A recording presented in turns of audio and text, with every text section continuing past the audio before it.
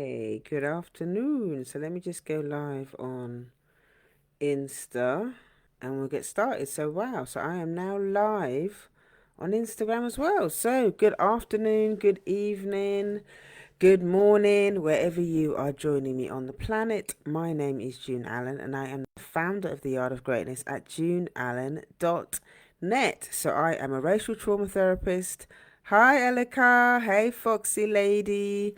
Um, Good to see you all. So today, I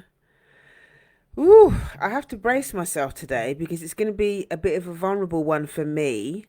But I am being obedient because I feel like Spirit wants me to share what I need to share today, and I don't really know why. I'm just getting the feeling that I really need to be sharing more about my recovery. So I'm being obedient to my ancestors and to spirit. So, for those of you that don't know me, I am a racial trauma therapist. I have been doing this work since for about what's it? It says 8 years. I've been doing this work now. So, on the 1st of June was my business anniversary of 8 years, and on the 2nd of June was my sobriety anniversary. Okay, of 13 years. I've been in recovery and being sober. And so, I kind of challenged myself that I was gonna. There was actually there's another business coach that I follow on social media, and she was challenging people to, do 30 live streams in 30 days. So I decided to do that as part of my anniversary gift to you all, so that we can talk about various things. I can answer your questions. I can talk about my journey, share my insights, all that kind of stuff. Thank you so much for the congratulations. I appreciate it. So yeah, so today I want to talk about my recovery journey and how that saved my life. And you have to excuse me. There might be moments where I'm going to need to pause because it's a very emotional conversation for me, and it's been a while since I've shared it. So yeah, so when I initially the thing that got me into recovery in the first place was I was in a relationship that was so painful and so toxic, and I was desperate. I was very desperate. I had a child, I had a really really young baby at the time, and I knew that if I stayed in that relationship, that it was not going to be good for me and it was not going to be good for that child. And so, I pleaded with him and I was like, we need to get help because what's going on in the relationship was just not happening at all. And he wasn't, much respect to him, he didn't want to do it. So I was like, I need to really look after myself. I need to take care of myself. So anyway, I went on the internet and I started looking for all of these different things, and I came across a website that was about recovery, a certain recovery fellowship. I'm not going to give you the names of the fellowships, obviously, because I need to keep my anonymity as well with some of the stuff. But I found this website, and actually, I phoned them up and spoke to them, and they said, "Oh, I think you need our sister fellowship that's for people in your situation." So anyway, I went to this first meeting, and oh my god, I was so scared because I was like, I don't know if I'm going to be sitting in with a whole group of white people. I didn't know what to expect. I didn't know what it was or whatever. But actually, when I ended up sitting in the meeting and listening to what was saying, there was just so much stuff that made sense. So, for those of you that don't actually know what recovery is, okay, I'm sure people might have heard about what 12 step. If you don't know what 12 step recovery is, let me start there. Basically, it started years ago, back in the, I think it was the 1950s, or I can't remember the year or whatever, but it started by two alcoholics. Okay, started by two alcoholics way back in the day, and they started to do these meetings where people would come to these meetings and get sober from their alcoholism. It started in AA. So AA is Alcoholics Anonymous, and it was set up by these two white dudes that were alcoholics. And they found that as they started meeting and gathering and having all of these different insights about their growth and their journey and all of that, there's 12 steps were created as a result of that. Obviously there's more to the story than that, but I'm just giving you the gist of it. So yeah, so basically what's happened is AA's been going for years, for a number of years, and then what's happened as a result of that, there were other people that had different types of addictions, compulsions, all of that kind of stuff. So they used the same framework of AA and created different fellowships for people that had different compulsions. Okay. So I just want to say as well that when people talk about 12-step recovery and AA and all of that, people automatically go to drugs, drinks, substance misuse, all that kind of stuff. And that's fine. But I also need people to understand that there are other types of compulsive behaviors. There are other types of addictions, okay, that people that and in recovery meetings that people go to. So for me, I was not a drinker or a drugger. I wasn't that wasn't my thing. My thing is painful relationships. I found myself repeatedly in relationships that were abusive, that weren't good for me, that were codependent, and I needed to be in a space to be able to figure out what was going on with me. I knew that, every single relationship that I'd been in was really dysfunctional. And I just thought, you know what, I need to figure out, why is it that I keep doing that? Why is our relationship so painful for me? Why is it that I find it so difficult to be around other people, to be in relationship, and it just felt uncomfortable. I just knew it was really painful. Didn't understand why, but I just knew it was really painful. So I ended up going to the fellowships, the anonymous fellowships that were around relationships, codependency, trauma, all that kind of stuff. So my first fellowship that I went to, I actually, what ended up happening is I went to my first meeting, and then I went to the second meeting. And after I went to the second meeting, I realized, actually, because initially when I went to the first meeting, it was like, well, if I can get the tools and find out how I can change the partner that I was with at the time, the person that I was with at the time, if I can change him, then everything will be fine, you know. But what I recognized of going to the second meeting, I recognized that actually it's me that needs to do this work. It's me that needs to do this work. I can't control what he does, but I need to do my own work. And I actually went home the same evening, and I decided that I was going to end that relationship, because I just knew that I couldn't stay with this person the way that it was. And I was so, the fact that I had a child as well, it changed the game for me. I was like, do you know what? I can't have this child grow up in this environment. I can't be a mother. I can't be the mother that I want to be to this child with all of this stuff going on. It just was non-negotiable for me. So at the time when I first started going to these meetings, it was about trying to change him, and just being afraid, for my child, because I didn't want to. I was already in a lot of pain around the relationship that I had with my own mom, and I didn't want to repeat that pattern. So I was then, at the time, I was willing to do whatever it takes to make sure that I didn't have the same relationship with my daughter that I have with my mum. I've been estranged from my mum now. Gosh, I went low contact. I think it was must be about 10, 11 years now, probably longer actually. Must be, yeah, but it's a long time. And I've actually been no contact with her now since August last year. I've had moments where I've kind of been in contact, but I've been no contact with her now since August last year. And I know that there's a lot of people that might find that hard to believe. But as I share my journey and stuff like that, you'll kind of, you'll get an understanding as to why. Yeah, but I'm not going to go into the details of all of that today. This is really about my, the recovery and all of that. But yeah, I was just terrified. I was just really, really terrified of doing to my daughter what happened to me with my mum, and I was terrified.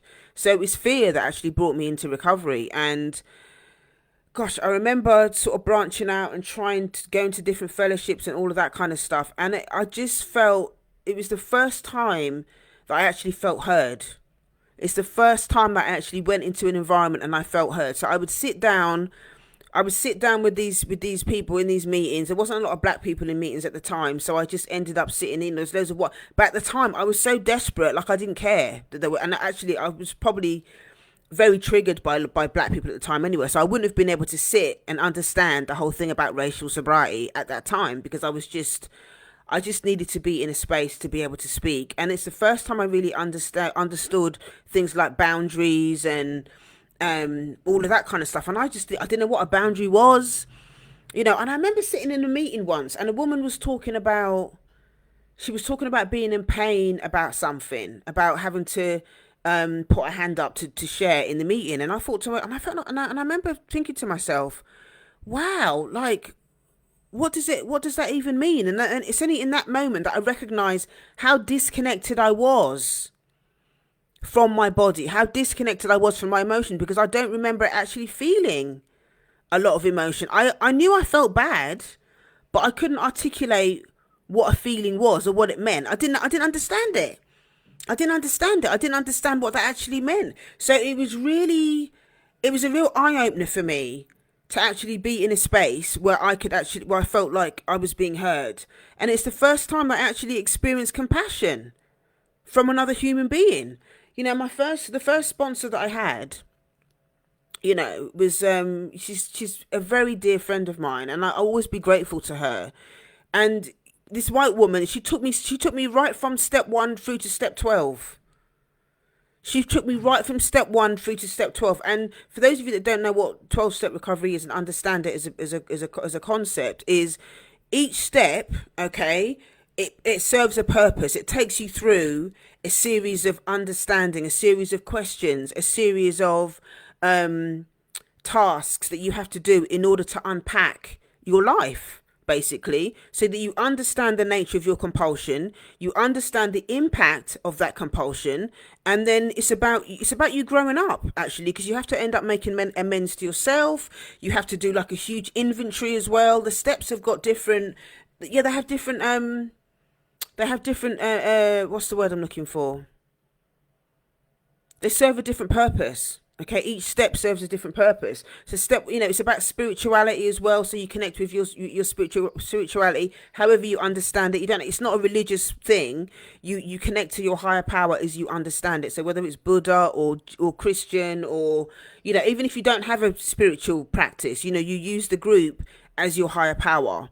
You use the actual framework of recovery as a higher power. So you don't even have to have a spiritual practice if that's not what you want to do. But anyway, each step takes you through a different practice, a different process where you learn about yourself. You connect back to your higher power, your higher self. You do a huge inventory at step 4 where you basically write down all the bullshit and everything that happened to you. Okay, and that, I remember the first time I went through that was absolutely excruciating, having to write down all of the things that happened to you, the people that harmed you, all of that kind of stuff. And, you know, then you have to go through a process where you write down where you harmed others. This is step 8 and 9. And, you know, the process just, and then by the time you get to step 12 now, you're doing service and you're helping other people and all of that kind of stuff. So, you know, the first sponsor that I had that took me through those steps was a white woman. And, you know, it's the first, I'm trying hard not to get emotional about it, because it was really hard, because that's the first time I experienced empathy. It's the first time I experienced empathy from somebody. It was from this white woman. And, you know, I would have my regular calls with her once a week, and she would listen to my stories. She would give feedback. And, you know, she was doing it because out of the goodness of her heart, she's just doing service. She's giving back what was given to her. She's giving back what was given to her. And at the time, she was just what I needed. And what was really painful about the time was when I was working for her, I was working with her, is that, you know, I ended up going to court and stuff like that. It was it was an excruciating process, having to go to court and stuff like that, because the stuff that was going on with my daughter and her dad and all that. Honestly, it was absolutely excruciating. But because of that sponsor that I had at the time, and because I was so committed to doing the work, that I was able to survive it. And honestly, sorry, it's really hard to say it, but I don't know if I would be here if it wasn't for her, and if I didn't do those steps at the time. I don't know if I would be here. I don't know if I would be here, because having somebody to talk to and having somebody to share and understand and listen to my pain and listen to my story and all the rest of it, and work through those steps with she was so unbelievably kind and compassionate. And I will always really appreciate her for that. And it was just a miraculous, for me, it was a really miraculous process for me, going through those steps the first time. And it was really hard. But, you know, I would show up at meetings, you know, I would go to there's a huge church in the middle of London, near Bond Street, and for 2 years solid, that church was my mecca. I would go to that church. I would, because the meetings were in like the basement of this meeting, and I would this church, and I would go to that place. I did that every single week for like 2 years. I did that. I went there every single week for 2 years because I was so committed to doing this work, and I was so committed to wanting to raise my child a different way and wanting to break patterns. And it was so painful because I knew that I couldn't continue with the relationship that was going on in my family. There was a lot of pain in my family. I have to accept that. My parents are from Jamaica. Okay, my parents are from Jamaica, which means that I also have to understand and accept that my ancestors who were enslaved in Jamaica, they were enslaved there for 240 years. Okay, they were enslaved for 240 years, and none of my ancestors went to therapy when they left those plantations, which means that there's a lot of trauma that's been passed down. There's a lot of trauma that's been passed down. Okay, and so that stuff is going to show up in my family in various different ways. So even though, the pain in there's the family of origin stuff, okay, that I had to deal with in therapy and in recovery, I also had to understand that there was all the stuff that my ancestors went through. Okay, and all of that stuff that's been passed down, that's not my parents' fault. That's not my family's fault. That's the system. And this is the thing that's really difficult about doing this work as a black woman, is understanding that those two things are parallel. The fact that that I was raised in a home that was violent. I was raised in a home that was violent. And on top of that, I also have to understand that I'm also inside a system that's violent. Okay, I'm inside a system that enslaved my ancestors for 240 years, and we're still being abused. And this is one of the reasons why, after I'd been in recovery for about, I've been in recovery and working with this sponsor for about 2 years. And as strange as this may sound, I'd taken so many of the layers off. I'd set boundaries with my family. I was low contact with them because I recognized that I saw the pain and I saw the dysfunction and whatever was going on. And I knew that I couldn't, it becomes less, I can't tolerate it. I can't tolerate the pain. I couldn't tolerate it. I couldn't tolerate the patterns that I was seeing in that. I had to set the boundaries. I had to come out, because it just became too painful. But after I'd been in recovery for about 2 years or so, literally I felt like I'd been punched in the face with my blackness. I felt that I'd been punched in the face around the fact that I was a black person living under this system with all of the trauma and I was like, what the actual F? What the actual F have I gotten myself into? Like the realization and the rock bottom around that was so excruciating. And I knew that this is the direction that I needed to go. And I remember talking to my sponsor about it, and and I remember the conversation she had when she said that the relationship, is coming to an end. I'd worked the steps. She'd supported me in all of this stuff. But what had happened then, she was like, it's time for you to go and find your people. It's time for you to go and find your people. And she was able to say to me, look, you need the identification, being around your people. You need to be able to do this work now. She said, I can't take you no further. And as upsetting as it was, because I'd got so close to her from doing the work, she knew that it was time for me to move on. And she'd done her part. She'd taken me through the steps. She'd done her part, and it was time for her to let me go so that I could go and do the work that I needed to do with my people. And that's when I started to be a lot more vocal in recovery around the whole concept around racial sobriety and all the rest of it. I found a couple of books on racial sobriety, but I noticed that the one book that just talked specifically about racial sobriety was a bit kumbaya. It was all about black and white people coming together and all that sort of stuff. And I just thought, that's not appropriate. That's not appropriate, because at the end of the day, I knew that as a community, we need to do this work as a community without white people present, because it's too triggering. I knew that it was too triggering. Okay, it was too triggering for us to do this work with white people present. And when I started talking more about my experience as a black person in recovery, the white people that I was talking to in outreach and in meetings and stuff like that, they started dropping like flies. I'm telling you, they started dropping like flies, because I recognize now that it was just not appropriate, because they're not doing this work. They're not doing this race work.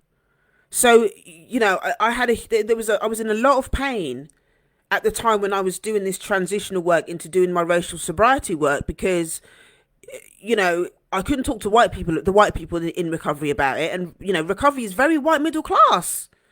Recovery is very white middle class, because no one, you know, and so the conversations around race, they weren't really happening when I was in recovery. And it was me that actually started talking a lot more about it. And then I became angry. So I just thought, you know what? Fuck you lot. I'm gonna start doing this shit myself. So I started doing a lot more service. I started writing a lot of scripts. I set up, you know, meetings on Skype. There was a lot of stuff that I did, and I started sharing my story a lot more on this platform. And if you go to some of my early work, some of the podcasts and stuff that I do, I talk a lot more openly about, you know, my journey in recovery. And, you know, I created scripts for people to adapt them for their own particular fellowship. I did all this service work because I knew that there was a market for it, and I knew that people were in pain. And the thing is as well, what makes this really, really important is that because recovery is so white middle class, you know, people would go into recovery, they'd work the steps, you know, they would kind of unpack their past and what happened in their family of origin. And, you know, they might keep going to meetings and stuff, whatever, afterwards. So for maintenance, they would be able to deal with their recovery for maintenance and all that sort of stuff. But pretty much, you know, the white people in there could just kind of get on with it. They could kind of get on with their lives and just do them, just, you know, go to meetings and whatever to maintain their lives. But for me as a black woman, okay, and for black people of color doing this work, I recognize it's not the same journey. Okay, it's not the same journey, because I've got to deal with 240 years. Okay, my situation in my parents from Jamaica, I've got to deal with 240 years of racial trauma, of terrorism and chattel slavery. Right, I've got to somehow unpack that, and then I'm still living underneath the system.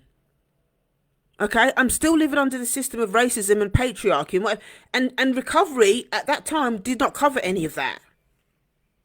It did not cover any of that. Okay, so then it was time for me to get my shit together, because I knew then that my ancestors, I felt driven. Okay, I felt driven to do a lot of service and to start to get some literature and start. So I wrote loads of stuff. And one of the things that I find quite funny as well, that sometimes, even now when I go into meetings and I hear people reading the script and some of the tools and stuff what they use, I recognise my voice in some of those things. They've cut and paste bits of what I've done and put it in their script or whatever, but it always makes me smile. It always makes me smile, because I hear myself and I hear at that time when I did all that literature and all of that service for those meetings, and for me that's a really important part of my legacy, and I feel really, really proud of that. I feel really, really proud that I was able to do that, and that's what keeps me going.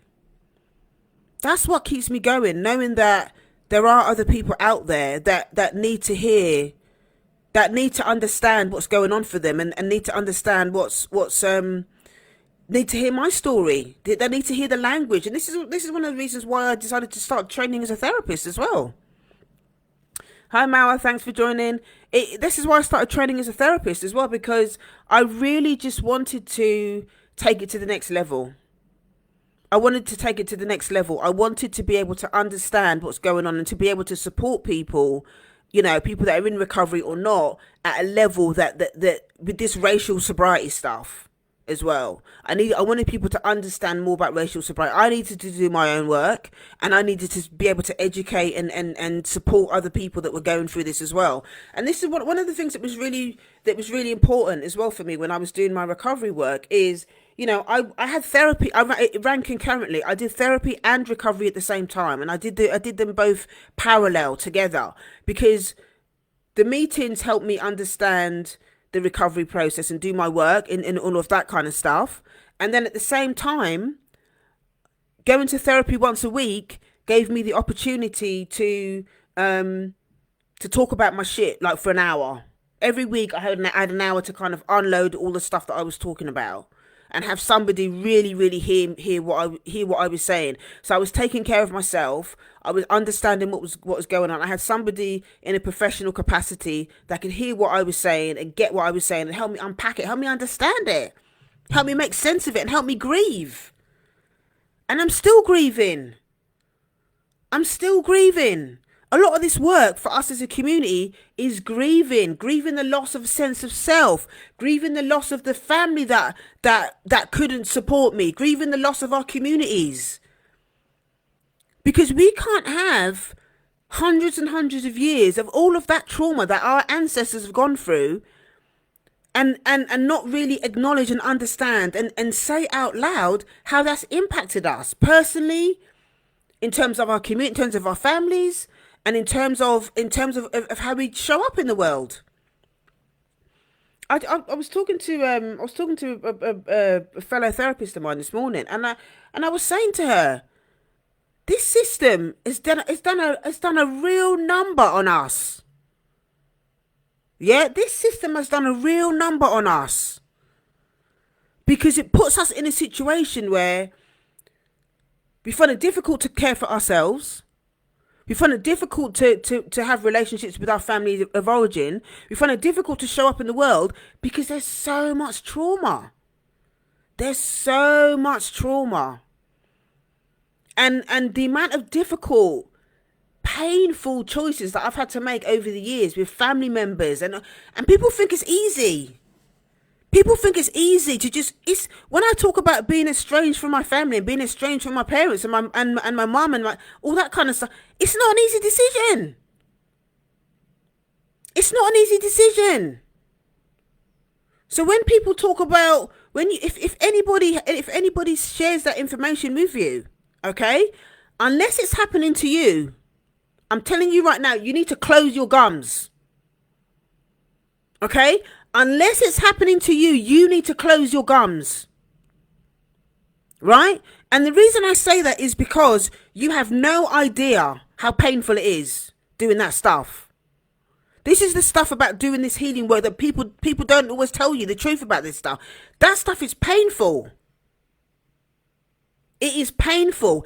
It's painful because you know you have to stand in your integrity, okay, around who you are, and not allow yourself to be treated any sort of kind of way. You have to have boundaries. But at the same time, it's also understanding that person has got their own trauma, and trying to find a balance between being compassionate to that person and also understanding that they're also a victim of the system. And that person doesn't have the same tools as you. That person doesn't have the same tools as you. They don't have a program. They're not going to therapy, all that kind of stuff. And having to make a decision, okay, to reduce contact or end contact or whatever is excruciating. And it's something that when somebody gets to that point, okay, when somebody gets to that point where they have to make that decision, okay, they've made that decision because it's been years of internal turmoil and war about why you shouldn't do it. Okay? If somebody discloses that information to you, you need to close your gums, because that decision has been made after years of turmoil and pain. Okay? So if you can't say nothing encouraging, keep your mouth closed. If somebody makes that decision, this is why this is one of the reasons why I work with clients and I advocate for the inner child. I advocate for the inner child. Because a lot of times people will automatically go to, Well, that's your mum, or that's your dad, that's your parents, that's your blood, that's your family, all that kind of stuff. And you have to forgive them. You have to make it right. Nobody ever says what must that person be experiencing in that family, okay, for them to decide that they can't be with they can't be with their family. People don't talk about that. People don't talk about that. They don't talk about the fact that so many adult children, okay, are in pain because elders and parents and family members, okay, have been abusing them for years. And I hear those stories with my clients. And trust me, I want to box some of them family members sometimes. I'm telling the truth. I'm going to go and box up some of them family members. So obviously, I'm not going to do it, obviously. But sometimes that's how I feel. Sometimes that's how I feel. Because of the stories that I hear from clients. So Elijah said, it's painful when you have to take someone else's responsibility and make it right for you. It's painful. But one of the things that I've learned, and that's freed me on this journey, is starting to understand, giving myself permission, okay, to only take ownership of what belongs to me. I'm not responsible for everybody else. I'm not responsible for those family members who choose to stay in that toxicity. I can be compassionate to those people. I can be compassionate, but I don't mean I have to get entangled in it. And the way that I work now is I'm going to show up for the people that want to show up for themselves. That's how I do shit now. I'm going to show up for the people that want to show up for themselves. It doesn't mean that I can't love you from a distance. But I can't engage in the toxicity no more. And I'm not going to enable it. I'm not going to do it. And this is what 12-step recovery has helped me understand. This is what 12-step recovery has helped me understand. I am not responsible for other people's shit. It's not my shit. It's time to let those people smell it on their own. Let them smell their own shit. It's not to do with me. My responsibility is for myself. And to my daughter, who's now 15. I have a responsibility to empower her. I need to clean up my own mess. I can't clean up anyone else's mess. It's not my responsibility. The entanglement is toxic and it's painful. And I understand as well, in the sense that sometimes it can be difficult for families because we're trying to survive being under this system. Yeah? We're trying to survive being underneath this system. So we don't want to talk about the fact that Uncle so-and-so has been abusing this person and brother so-and-so has been abusing that person. And everybody trying to put their mask on and trying to save face when they go to family gatherings. No, it doesn't matter that Uncle so-and-so has been abusing that person. And it's all been swept under the rug. As black community, we're supposed to all come together and pretend that everything's sweet. Because everyone's trying to survive and nobody wants to have that conversation about so-and-so that's been doing that. And this has to stop. This has to stop. This is one of the reasons why I do what I do. And this is the reason why I wanted to become a therapist. Because not on my watch. For those people that want to do this work, I'm here for it. And I don't apologize for it. And I don't care what people are going to say to me. Oh, you need to forgive. You need to do this, that, and that. Stop talking about forgiveness. Yeah? Stop talking about forgiveness and start talking about taking action. Sometimes I think people talk about forgiveness because it's another way to sweep shit under the rug. It's another way of basically telling you to keep quiet. They use the word forgiveness to tell you to keep quiet. That's what it is. We need space to be able to unpack the rage that comes before any conversation about forgiveness. Because there's too many of us walking around in pain and angry because our family, the people that were supposed to look after us abused us. The family members that were supposed to advocate for us and stick up for us, they didn't stick up for you. The uncles that abused different family members or whatever, the parents did not go to that uncle and tell him to move himself. I hear too many stories. Here's the gut truth. Okay, here is the gut truth about a lot of the things that I'm hearing with my clients. People are more in pain, okay, about the family members that neglected them and didn't stick up for them than they are about how white people treat us. That is the hard facts of what I'm dealing with and what I see. Because here's the difference. If the family members, okay, if they advocated for their children and stuck up for their children and didn't abandon them, okay, we would be able to deal with white supremacy. We would be able to deal with them because we would have a solid family unit.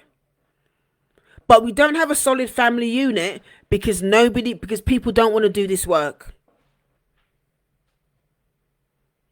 There is not a solid family unit because people don't want to do this work, and they want to be able to skin teeth and do everything, but they don't want to take responsibility. And that is the gut truth. And I know people are gonna be, oh, why you say this is the gut truth. And I'm not saying that doing this work is easy. It's hard work. It's hard work doing this shit. I'm telling you, it's hard work. But I would not trade it for nothing. Because every time I show up on these live streams, every time I have a conversation with my daughter, every time I go to therapy, every time I go to a recovery meeting, I'm changing the patterns. I'm breaking the family patterns of trauma that have been passed down. I'm telling the system, F you. I'm telling the system, I'm telling every racist white person that I'm not interested.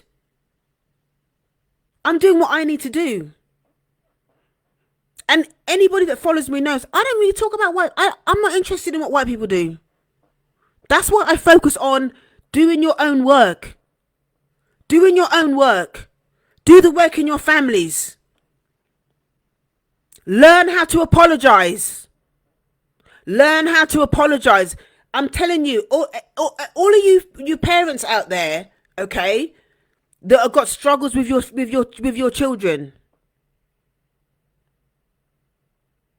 If you've got family members that you've got difficult relationships with, you don't owe them shit. You don't owe them nothing. If they're just expecting you to sweep shit under the rug and keep quiet about the fact that you were abused and all that kind of stuff, you don't owe them nothing. Somebody's saying families are too concerned about what the family will look like on the outside instead of the individuals who make up. Come on now. This is the gut truth. Yes, Eliza, this is the gut truth. They're too concerned about what it looks like on the outside rather than what is going on inside the actual house. And this shit has got to stop. If you want things to change, start with doing your own work. If you want your life to change, start with doing your own work. Stop looking at what white people are doing. Okay? Stop looking at what white folks are doing. Yes, we know it's toxic. Yes, we know it's painful. Yes, we know it's terroristic. Yes, we know it's abusive. But shit is not going to change unless we do the work first within ourselves and with our community. The community is not going to change unless you take personal responsibility. Okay? The community is not going to change until you take personal responsibility. Communities are built through what you do at a personal level. Okay? Communities are built first by what you do at an individual level. I had to make the commitment to go to therapy every week. And I'm telling you, I didn't have a lot of money in them days. I didn't have a lot of money in them days. But I was so committed to this process and to changing the pattern of motherhood with my daughter, that I would put that money, I had a separate bank account, and I would transfer that money into that bank account to make sure that whatever happens, I'm going to therapy. And I would go to my recovery meetings. As a young child, there was a specific fellowship that I was in where one of the stipulations to doing the work is you had to go to 3 meetings a week. I could not get to 3 meetings a week. I had a young child. So you know what I did? I set up my own RAS meeting. I set up my own RAS meeting on Skype so that I could do the 3 meetings a week. And the anger and the rage that I felt about all of that stuff, now I channel it into doing this work. I'm not going to let the anger kill me. I'm not going to let the anger make me sick. I'm channeling it into doing this work and to empowering my community. And when I sit with my clients, I give them permission to cuss, and I give them permission to rage. Sometimes I have to hold them so tenderly because they're so broken. Sometimes I have to hold them so tenderly because they're so broken. Sometimes we laugh. And sometimes they'll just sit and cry because the grief is so overwhelming. And that's what I love. That's why I love what I do. That's why I love what I do, because I've taken something for me that was so unbelievably excruciating, and I've turned it into this. I've turned it into this as a therapist and given back. That's why I do. That's why I do all these live streams for free, because not everybody can afford therapy. Not everyone can afford therapy. And I get that. But I still want to have a commitment to doing service for the community. That's why I do my live streams. There's hundreds of live streams that I've done over the years. I've done hundreds. Because I still think that I have a responsibility to my community to do this work and to give back what I've learned. I had so many people give back to me. My white sponsor, the first one that helped me for 2 years. This is me giving back what was given to me. So when you're doing your work, when you're doing your inner work, I want you to also think about how can you give back to the community? How can you help someone else? But see, here's the thing. When you do your inner work, when you do your recovery work, when you do your therapy work and all the rest of it, you're going to give out so much more by default. Because you're not the same person when you do this work. You're not the same person when you do this work. I respond to my parenting and my daughter so much more differently than how I was parented. And sometimes she does get on my last nerve. Sometimes my daughter gets on my nerves. And sometimes I get triggered. I get triggered a lot. But the difference is I don't act out on it. I don't beat her. I don't put my hands on her. I'm not verbally abusive. I talk to her. I give her options. If I find myself getting triggered, I'll say to her, look, I can't talk to you right now. And I go for a walk, or I go in the room and I come back. We got to learn how to do things differently. We got to learn how to do things differently. And that takes guts and it takes courage. It takes guts and it takes courage to do this work and to do things differently. But you've got to be willing to go out there, and you've got to be willing to get help. You've got to be willing to receive help. A lot of us sometimes are so afraid of being vulnerable, and I get it. But you got to be willing to keep looking. It doesn't matter, even if you've had therapists in the past that were shit, or you've been working with people in the past that are rubbish, you got to keep looking. I'm not the right therapist for everybody. But you keep looking until you find the right person for you. Because I believe that any of us that are living under this system, we need some sort of support. Because a lot of us are traumatized. Most of us are traumatized. I would say, yeah, all of us, I would say most of us are traumatized at some level. And we need this support. We need to be able to have somewhere to unpack what's going on for us. And I'm still in recovery. I still go to meetings. I still show up. Because I understand the power of community. And what I do is, you know, when I'm sharing in meetings, when I'm when I'm interacting with people, when I'm doing all of that kind of stuff, it keeps me humble. It keeps me humble. I hear newcomers talking and stuff like that. I do service sometimes. It keeps me humble. Because I remember that terrified single mother that was crumpled in the bottom of her wardrobe, crying her eyes out because she with a pregnancy test in her hand. When I first found out I was pregnant, I sat in the bottom of a wardrobe and cried my eyes out because I was just like, I don't know what the hell I'm going to do with this baby. I remember that person. I remember the desperation that she felt, the rock bottom that she was in, but she still got off her ass. Okay? She still got off her ass and went and looked for help. She got off her ass and looked for help. And I kept looking for it until I found what I needed. And when it wasn't there, I created it. When not enough people talking about racial sobriety, I wrote literature.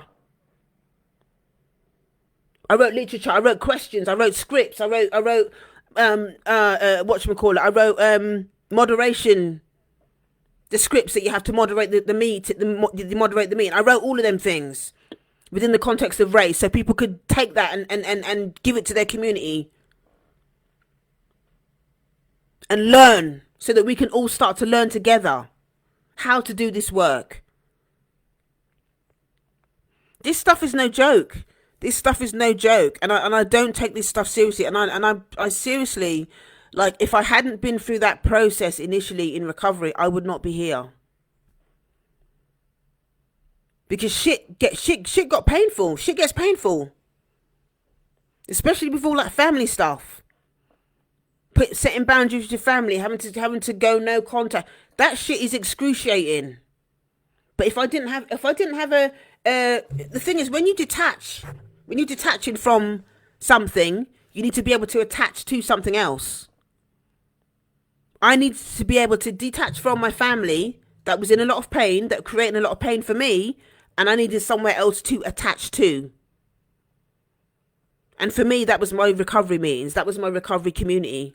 That was my family of choice. And to this day, you know, 2 of my best friends are people in recovery. And I love it. I love it because I know I can go to them and I can take my whole self. I can take my whole self to those people, and they're both one of them is training to be a therapist, and the other one is already a therapist as well. So, and we supported each other on the road. So this is another amazing. Like, I don't have hundreds and hundreds and hundreds of friends and whatever. I don't have that. I don't want that either. But what happens in recovery is the circle gets smaller, but the richness of those relationships is much more. Is the depth is just amazing. The depth and the quality of those relationships is so much better because of it. So if you're struggling with anything, whether it's drink or drugs or relationships or whatever, just Google 12-step recovery. There's one for everybody. You need to do the work. Do the work. I'm telling you, because that's the only way we're going to get through this. Do your own work first. Stop looking at other people and do your own work. Okay? Because it saved my life. It saved my life. And I'm going to continue to do this work. There's been times where I've just thought, I don't know if I can continue to. I've had moments where I just feel like I can't do it. Because it's hard work. But I just feel like I know that I'm also going to be disobeying the will of my ancestors in spirit. I know that this is what I'm supposed to be doing. It's so painful, but it's worth it. So someone's saying, June, are you having space for a new one-to-one therapy? I do have spaces for one-to-one therapy. So if you're interested in, if you're looking for a therapist, I do have some spaces available. Click the link in my bio, go to heal.juneallen.net. That's heal.juneallen.net. That's heal.juneallen.net. You can work with me weekly. You can work with me fortnightly. I also have an online mastermind where we talk about different things. At the minute, we're talking about financial therapy and all of that stuff, which is really good. Details are on the website. You can do that. I also have a workshop, an in-person workshop that I'm going to be doing on the 19th of July. And that is about the power of receiving. Okay? Because ultimately, that's the thing that you need to be able to open up, is to allow yourself to receive. Okay, whatever that looks like, whether it's from me, whether it's from your own therapist, whether it's from, allow yourself to receive from people that want good for you, So Gloria's also saying, I'm so glad that you did this healing work for yourself. And someone's saying, thanks for sharing this, showing up. Listen, for me, this work is sacred. For me, this work is sacred work, and I don't take this is not a job for me. This is something that I know that I was put here to do it. And as painful as it is, and as uncomfortable as it is, I know that I have to keep showing up. I have to keep showing up. So thank you so much, everyone, for staying with me this afternoon, for me to share. I hope that you got some value out of it. If you've got any questions about anything that I've shared that you don't want to put in the comments, then please send me a DM, or you can email me info@yardofgreatness.com. And yeah, just thank you for sharing with me. So tomorrow, for the next couple of days, I know that it's in the UK, it's Father's Day on Sunday. So I'm going to be doing, I've had a few people say to me, ask me about, can I do some stuff around, black men and relationships and stuff like that. So for the next couple of days, I'm going to be doing some live streams around that. So join me tomorrow for that. And if there's anything else that you want me to do in terms of what you want me to share over these next 30 days, this was day 5, okay, of my 30 days, just let me know. So let's see, my goal is to show up for the remainder of your it's to show up for the well, you're more than welcome, but if there's any other things topics that you want me to talk about, then please feel free. Okay, thank you so much for spending the afternoon with me, and I will see you tomorrow. Woo! I think I need to go and lie down after that one. I knew it was going to be a vulnerable one, but I didn't realize it was going to be as vulnerable as that. But I'm here to serve, and I'm here to I want my people to win.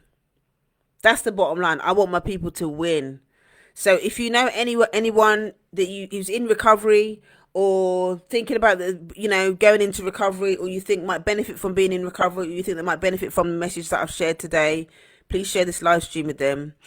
Okay, and there's loads of free resources on my website as well. If you want to download some stuff or whatever, there's loads of free resources on there. All right, so take care, everyone, and I will see you next time. Thanks, everyone. Okay, take care. Bye. Oh, hang on. That's it.